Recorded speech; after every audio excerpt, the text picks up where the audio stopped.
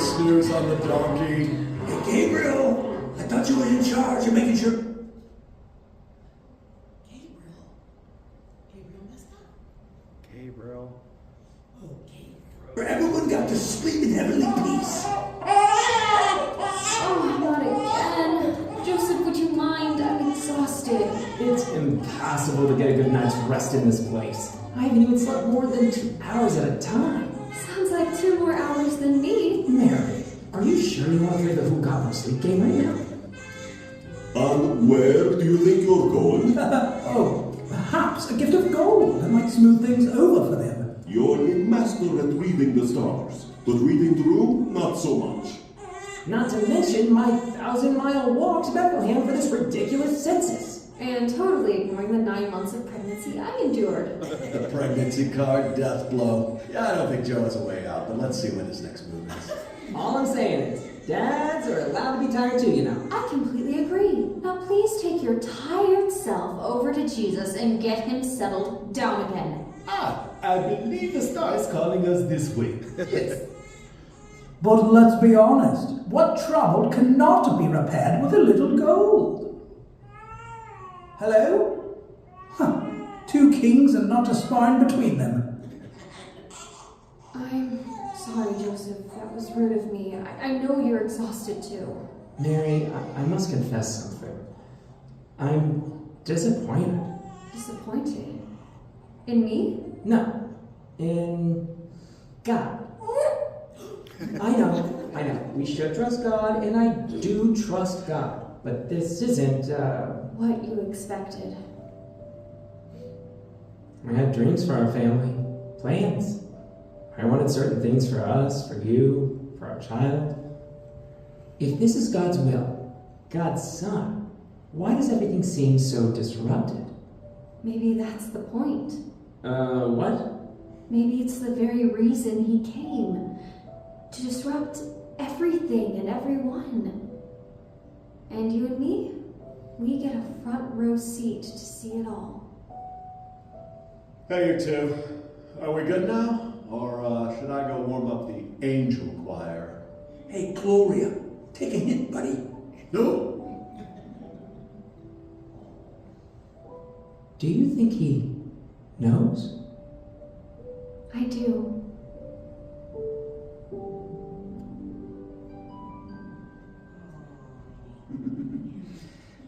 So have you ever struggled to say yes to God when the call feels unclear? Ever felt that? When God's invitation seems to disrupt your plans? So last night we had our movie night and we watched the best Christmas pageant ever. And powerful.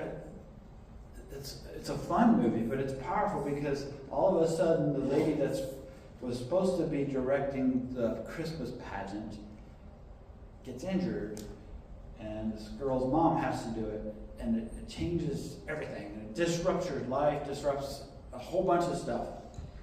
That's kind of what we often feel like, don't I do anyways. Sometimes it feels like God's obedience, when obedience threatens comfort, reputation, or even security. When the promise feels distant, but the cost feels immediate. Ever felt that? I hope so. If not, maybe you need to pay attention, because I'm sure God sometimes asks us to do crazy things, and he's saying yes. And I've told you before about the time when Tammy and I moved to Boise, and we went without having any plans other than what we felt like God was telling us to do. And it cost us a lot. We didn't have a home, we didn't have anything worked out. We picked up and moved and didn't have all of that worked out. We didn't have a roadmap. Well, Mary didn't have a roadmap either. Joseph didn't have proof. Both Mary and Joseph had a reason to hesitate, to go, yo, this isn't for me.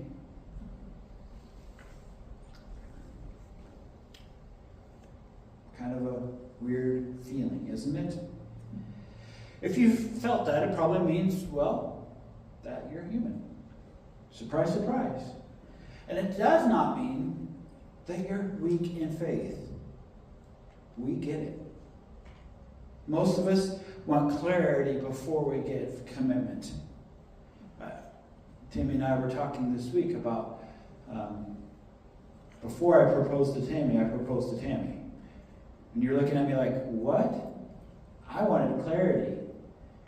Before I actually asked her to marry me, I wanted I'd already gone through an engagement that had broken, and so I was a little wounded, and so I wanted some clarity, and I was like, if I ask you to marry me, will you marry me?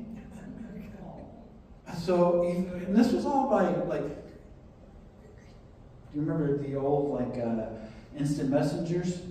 This is all, even by instant messenger, and she ended up having to go into the closet at work, and I'm like, so the joke is that I would propose before I actually proposed, but I needed that clarity before I was ready to make that commitment. It's harsh, I know, and I learned my lesson. But we want assurance before we want obedience, before we jump into obedience. We want comfort before the calling. Mary and Joseph weren't superhuman saints. They were ordinary people facing fear, uncertainty, and social risk. Just like us. Here's what's interesting for us. And here's some things that we need to learn.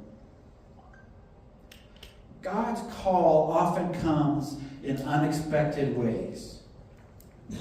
God's call often comes in ways that we can't even begin to think or fathom or comprehend.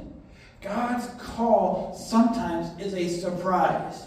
You ever had a surprise party? Sometimes God's call, it feels like a surprise party. Everybody else knows what's going on, but you don't. And sometimes nobody else knows what's going on, and then there's this big surprise, a call out of nowhere or whatever. Gabriel came to an ordinary Mary, came to an ordinary lady in an ordinary town, Nazareth. No detailed project plan. No, here's what's going to happen. Here's the direction. Here's how your life is going to play out. No long term, this is what it means. All she knew is that Gabriel shows up and says, you're going to have a baby. The Holy Spirit will handle the details. Oh. Sometimes that's scary. God's biggest invitations arrive in ordinary moments. They arrive in times when life just seems like it's a normal day. I am pretty sure that Mary didn't wake up and go, God's angel's going to show up to me today. I'm sure she was cooking or cleaning or helping her parents or doing something that she did every day. But God sent his angel in an ordinary moment and asks her to do something miraculous. You ever felt like God has just showed up in the ordinary moments of your life? He does. Sometimes we miss it. Sometimes we don't see him. Sometimes we ignore it. Don't miss the nudge just because it doesn't fit your timeline. Well, I'm in the midst of this. Can you imagine if Mary had said that to Gabriel, the angel? Hey, let me finish cleaning before I pay attention to you. I got to do what my mama asked first. So before, can you hold on while... No! That's crazy. When God shows up, we pay attention. We listen. We explore. And we say, okay, I'm open. God's call often comes in unexpected ways. Ways that are not what we had planned for. Ways that will disrupt and change everything if we pay attention and say yes. God's plan often costs us something. God's plan often takes more than we hoped we were able to give, or than we were willing to give or wanting to give originally. Joseph could have walked away legally. He could have said, nope, you're pregnant, not my kid, I'm out. Legally, he had every right to do that. Remember, back in that day, the engagement process was also a legal process. It was the commitment. It was not just like, it wasn't like Tammy and I's proposal, a proposal before a proposal. Or even a proposal. It is the same legally as being married. You're just not quite there yet. But legally, he had the right to leave. Socially, he had the right to leave. I mean, can you imagine? We talk about, we see this, hear this story, but Joseph was going to undergo so much pain and so many people saying, yeah, right, it's not your kid. Who? And if he continued to say no, that was like, who else was she with? But have you ever thought about this? What if Mary wasn't engaged to be with Joseph when Gabriel showed up? God had brought Joseph into Mary's life to be her protector, to stand up for her, to say, I really believe her. This is something different. I've seen it in a dream. I can do that. If Joseph wasn't around and wasn't engaged to Mary, and Mary was, if it had happened a few weeks before and they weren't legally engaged, it would have been a whole different story. How would have Mary would have made it to Bethlehem? Who would have been her protector on the way? Who would have helped her on the way? Who would have guided and directed her? Who would have, maybe she wouldn't even had a reason to go to Bethlehem. Maybe, so all of those pieces together. So God, even before he spoke to Joseph, even before he spoke to Mary, he was putting the pieces together in a miraculous and powerful way. And he knew which guy would turn out to be her protector. He knew which guy would be the best for Mary. Think about that for a minute. That's an amazing thought to think about how perfect God's plan was, even though it cost Joseph an incredible amount. Both Mary and Joseph risked reputation, security, and even the relationships, family relationships. Everybody was like, yeah, you're a sinner. Get away from us. So there was incredible risk, but following God sometimes means the harder path. Taking it because it's the right path. And we can look across this room, and there have been situations in your life where that has been shown time and time again. I think of Jeff and Susie adopting kids. That's a hard path. I think of people in ministry, people doing and serving things. I think of Vani and Prager-Willi Syndrome Foundation and helping with that and coordinating with that. That is cost, but it was the right choice. Choosing forgiveness, that's a cost. But many of you have had to experience and had to offer forgiveness to somebody. There's a cost to that. Or standing up for your faith. In a world that seems so anti-faith, to stand up for our faith and say, whoa,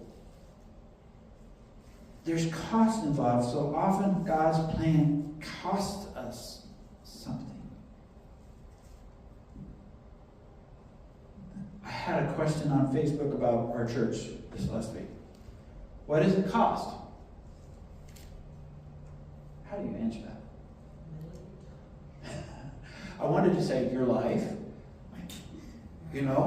but it was somebody I didn't know. And so I'm like, well, it doesn't cost any money to show up to our service, but it will cost you time. And they kind of looked at me and were like, well, God needs money. And I went, it was just kind of one of those things, but people have that thought in mind. What does it cost? Because the reality is, it does cost something. It costs time. It costs our hearts. It costs choices. It costs opportunities. It costs persecution. And sometimes we're persecuted. And it costs, sometimes God tells us to give in weird, strange ways that we don't think we understand or know. Like the movie last night, The Best Christmas Pageant Ever, where it cost this woman a lot of time. And when the Herdmans entered, who were the worst people in the city, it cost her reputation. Because all of the proper church ladies were like, you can't have that family do anything in this play. It costs something. Sometimes God's plan, most of the time, God's plan costs us something. But God's promises are worth the risk. We may not always see it. We may not see it right away. I love how in the video that Joseph is like, I am so disappointed. I mean, think about it, the disappointment. Hey, God showed up to me in a dream. I'm going to marry you. We're going to go have a kid. Oh, by the way, it's going to be out in a barn.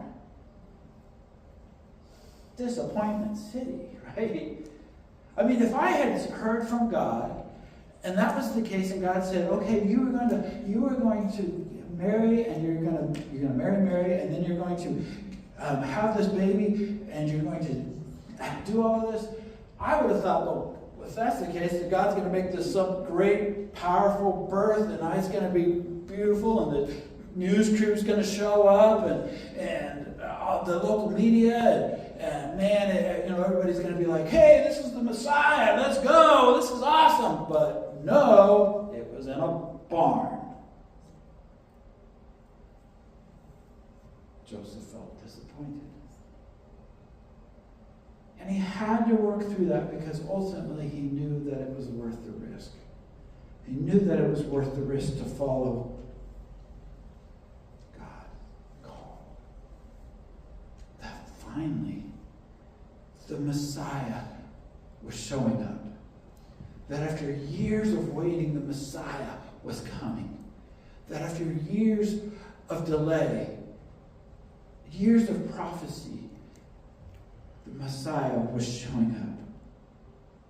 That 90-mile journey, I mean, if I would have been Joseph, I'd have been like, okay, we got to make this journey. All right, God, you called us. Provide a carriage. Provide a wagon. No. Mary, 9 months pregnant. It wasn't for comfort. She didn't have comfort or convenience on that journey. God's promises don't remove struggle. They make it worth it. They make it an opportunity for growth and change and transformation in us and in others. Mary held Emmanuel, God with us, in her arms, despite the circumstances.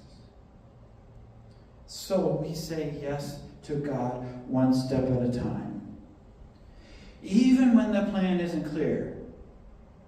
Even when we don't know necessarily what the next step even is. Okay, God, we say yes, and we'll take that step. And then we're waiting for the next step that you tell us to take. Sometimes we just have to trust, even when the whole plan isn't clear. Mary didn't know that 33 years later her son was going to be crucified on a cross. She didn't probably get that. Most of the religious leaders didn't get that. So I doubt that Mary got it either. But the whole plan of God with us was so he could bring redemption to the world. So we don't have to know the whole plan. We trust God in unexpected moments. We obey even when it costs something. We hold on to the promises even when the circumstances feel small or unstable. Faith doesn't require full understanding. It requires surrender. Faith is trusting. It requires what we've been saying a lot the last few weeks. It requires an attitude of until you show the next step. Until God makes the next step clear. Until he provides to fulfill that dream. Until the door is opened. Until God changes a heart. Until God does a miracle. Until God reaches your one. Until God makes the next step and plan available and revealed. Around here at Footprints Church, we're learning to move from fear-driven hesitation to faith-filled obedience.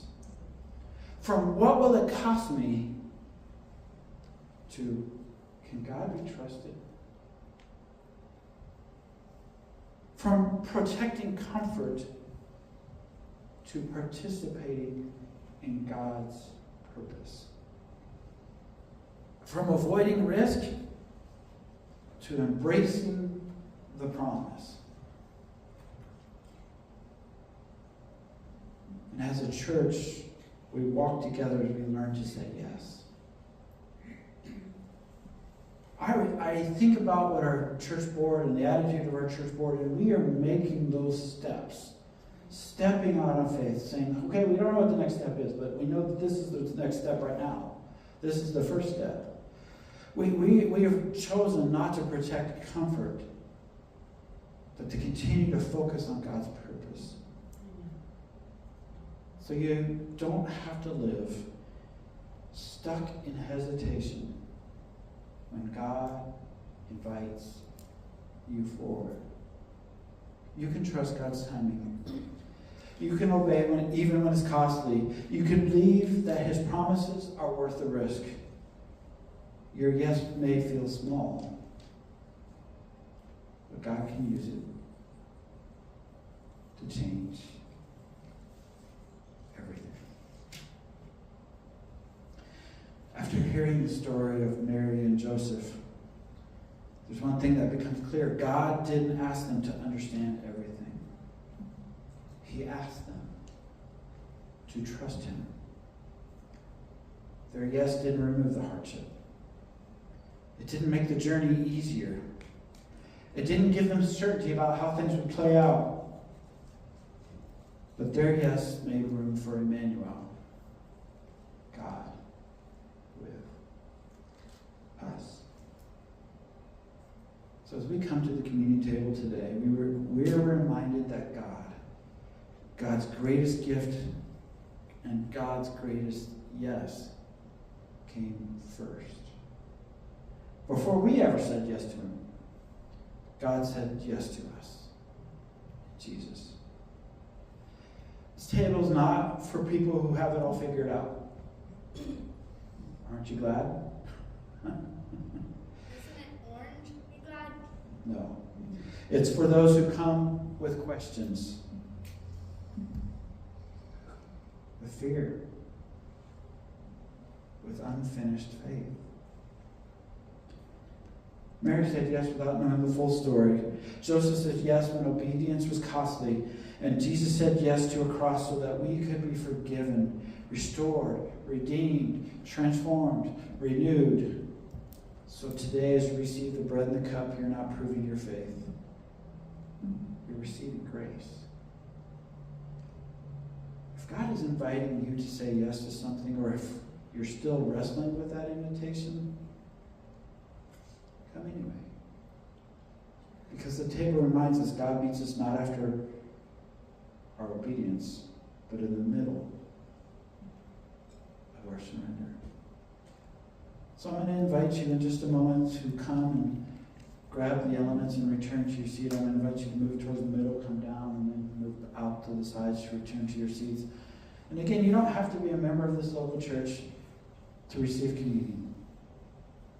But you do have to have an attitude and an act and a heart of surrender. And so, today, make communion a surrender. A surrender until.